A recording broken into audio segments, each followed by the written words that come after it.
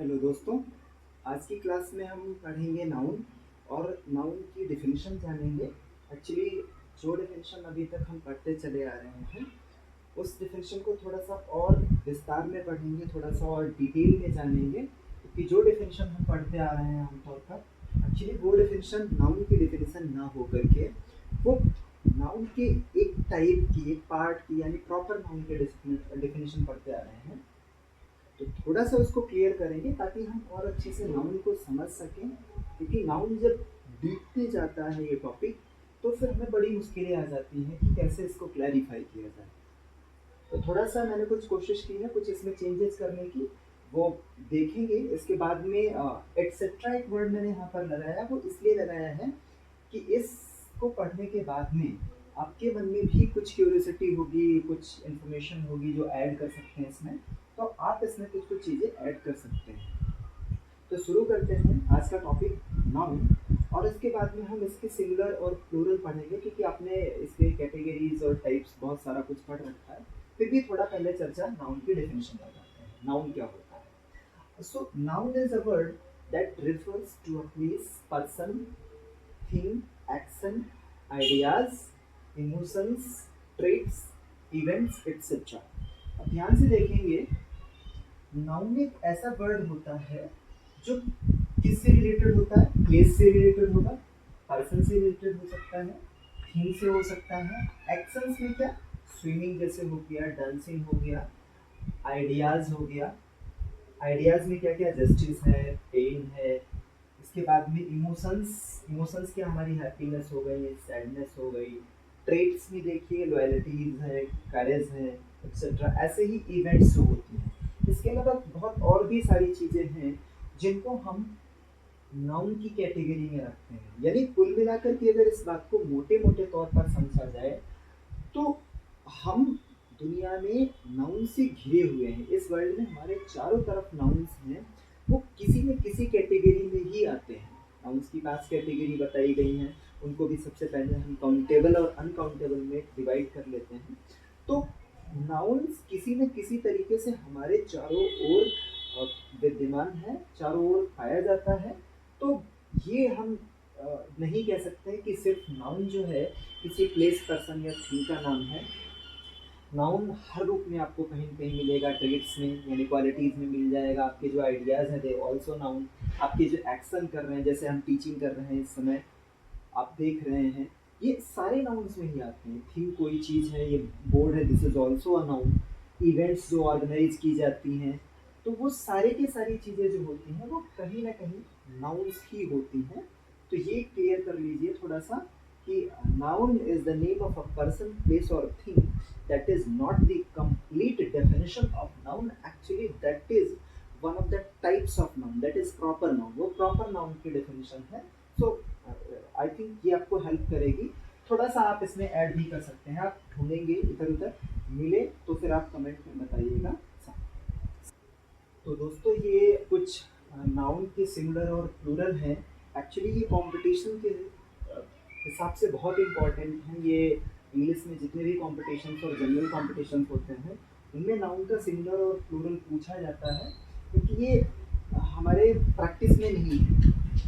These are the words which were taken from other languages like Latin and Greek. Latin और Greek से जो words लिए जाते हैं उनका ज़्यादा पूछा जाता है, क्योंकि उनका जो प्लूरल होता है वो बेसिकली जो रेगुलर फॉर्म्स होती हैं वैसे नहीं बनता है। जो रेगुलर नाउन्स को प्लूरल में बना लेते हैं वैसे नहीं बनते हैं। So it is important to just go through these words, और इनको प्रैक्टिस में लाएंगे तो अच्छे से याद हो जाएंगे। बट इनके कुछ रूल्स हैं, वो समझ लेते हैं तो और आसान हो जाएगा। कुछ ऐसे वर्ड्स जो एंड करते हैं यूएस से, यानी उनके लास्ट में अगर यूएस आ रहा है, कुछ ऐसे वर्ड्स, तो उनको हम यूएस हटा करके उनकी जगह पर हम आई लगा देंगे। ठीक है, ये लैटिन और ग्रीक वर्ड्स की हम बात कर रहे हैं, ये इंग्लिश के रेगुलर वर्ड्स नहीं। ये लिखा हुआ है फोकस, इसके लास्ट में देखिए यूएस लिखा है, तो we can change them I. US को हटाएंगे, आई लगा लेंगे, फोकस को प्लूरल फॉर्म में लिखेंगे, हो जाएगा फोकी।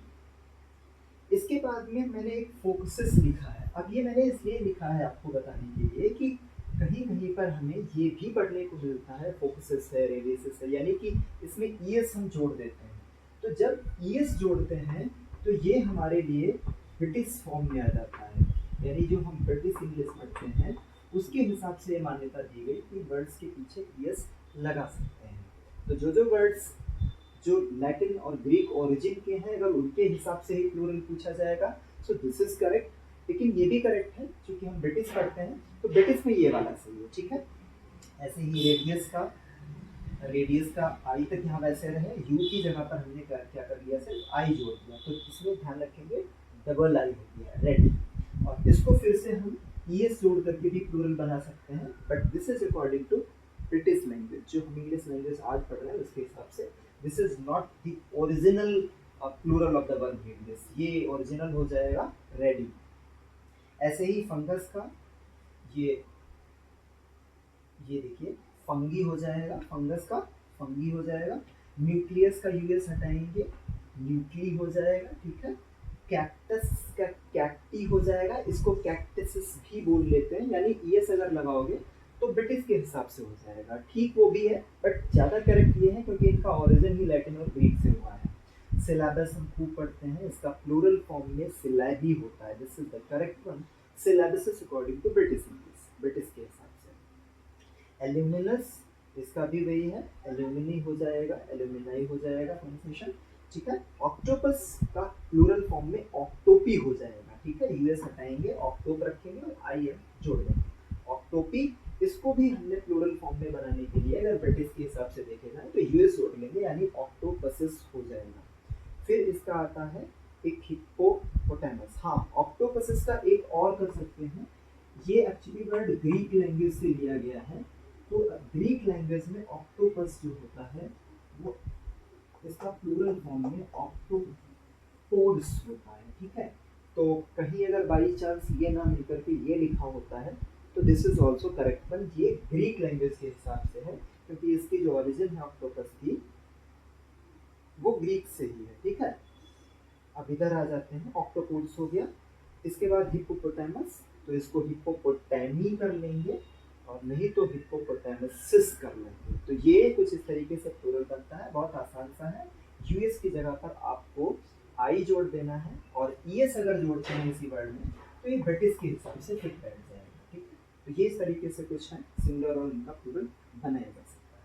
कुछ ऐसे भी वर्ड्स हैं जिनकी एंडिंग IS से होती है, तो उनको जब प्लूरल बनाते हैं तो ES में कन्वर्ट करते हैं। तो कुछ ऐसे वर्ड्स भी होते हैं, आप देखेंगे ध्यान से। एक्चुअली ये जो वर्ड्स होते हैं ये ग्रीक लैंग्वेज की ओरिजिन के होते हैं। ग्रीक, हम सारी लैंग्वेज जितने भी हैं, ज़्यादातर इंग्लिश या साइंस या जो भी हैं, इनमें सब ग्रीक और लैटिन टर्मिनोलॉजी है, उसको हमने थोड़ा करके, जैसे हिंदी थी ना प्राकृत और ऐसे करके चेंज करते करते इस तरीके से ले आए हैं। तो ये ग्रीक और लैटिन से ही ओरिजिन जो वर्ड्स हैं इनमें से IS लगा होता था पहले, इसको प्लूरल बनाने के लिए हम इनकी जगह पर ES कर देते हैं। एक्सिस यानी सेंटर पॉइंट, उसको जब हम प्लूरल बनाते हैं तो एक्सिस कर लेते हैं। एनालिसिस का एनालिसिस कर लेते हैं। दिस इज पैरेंथेसिस, पैरेंथेसिस कर लेते हैं। बेसिस, बेसिस कर लेते हैं। थीसिस, थीसिस कर लेते हैं। डायग्नोसिस, डायग्नोसिस, डायग्नोसिस कर लेते हैं। और पैरालिसिस को पैरालिसिस कर लेते हैं, ठीक है। तो इस तरीके से जिनकी वर्ड्स के पीछे IS होता है उनको जब हम प्लूरल बनाते हैं तो उनको ES में कन्वर्ट कर लेते हैं। ये ग्रीक टर्मिनोलॉजी होती है, तो इस तरीके से इनका सिंगुलर और प्लूरल बनाया जा सकता है। कुछ ऐसे वर्ड्स होते हैं जो जिनका एंड UM से होता है और उनको जब चेंज करते हैं तो हम A में चेंज कर देते हैं, ठीक है। UM की जगह पर हम A को बना देते हैं यहाँ पर। ये थोड़ी सी चेंजिंग होती है। एक्चुअली ये जो होती है टर्मिनोलॉजी कुछ ग्रीक लैंग्वेज है वहाँ से ही वर्ड्स दिए गए होते हैं ये भी। तो जैसे उनमें से जो बहुत इंपॉर्टेंट वर्ड है वो फेनोमेनन है। तो फेनोमेनन का OM जो है इसको हम करके यहाँ पर यहाँ पर OM हटा करके हम A में चेंज कर लेते हैं, यानी यहाँ पर फेनोमेना कर देते हैं, यानी जिनके पीछे OM होता है उनको हम A में कन्वर्ट कर लेते हैं। तो फेनोमेनन का हो जाएगा फेनोमेना। क्राइटेरियन, इसके पीछे भी OM है, इसको भी हम A में चेंज कर लेते हैं। यानी कि ऐसे जो वर्ड्स इनके पीछे OM लिखा होता है उनको प्लूरल बनाते समय बस हम उनकी जगह पर A कर देते हैं और आपका काम खत्म हो जाता है, प्लूरल बन जाता है।